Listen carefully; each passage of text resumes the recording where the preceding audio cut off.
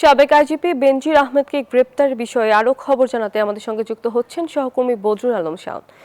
শাওন, গ্রেপ্তার নিয়ে দুদক আর কি তথ্য দিয়েছে জানাবেন, এবং তাকে কবে নাগাদ ফেরত পাঠানো হতে পারে সে বিষয়ে কি তথ্য আছে আপনার কাছে? ধন্যবাদ তোমা। আপনি ইতিমধ্যে জেনে গেছেন যে গত 12ই জুন পাসপোর্ট জালিয়াতির মামলায়, দুদকের করা একটি মামলায় গ্রেপ্তার করা হয়েছে দুবাইয়ে বেনজির আহমেদকে, অর্থাৎ সাবেক আইজিপি বেনজির আহমেদ। তাকে এই গ্রেপ্তারের পর থেকেই কিন্তু ইতিমধ্যে স্বরাষ্ট্র মন্ত্রণালয়ের মাননীয় মন্ত্রী তিনিও কিন্তু বিষয়টি পরিষ্কার করেছেন।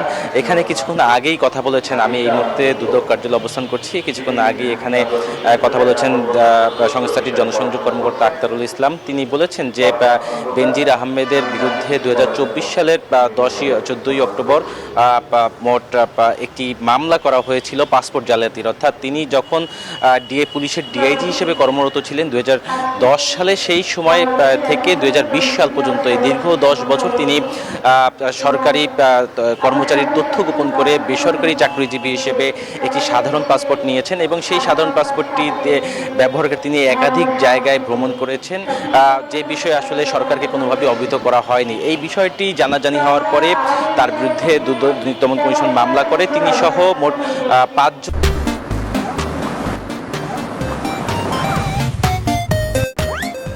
জন এই মামলার আসামি রয়েছে, পাসপোর্ট অধিদপ্তর সংশ্লিষ্ট কর্মকর্তা সহ।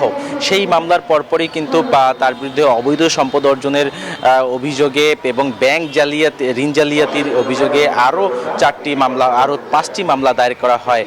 আপনাকে আরও একটি তথ্য জানিয়ে রাখি। মূলত আপনি জানেন যে 2024 সালে যখন তৎকালীন আওয়ামী লীগ সরকার ক্ষমতায় ছিল, সেই সময় কিন্তু এই বেনজির আহমেদের বিরুদ্ধে, তিনি এবং তার পরিবারের বিরুদ্ধে সর্বপ্রথম তার অঢেল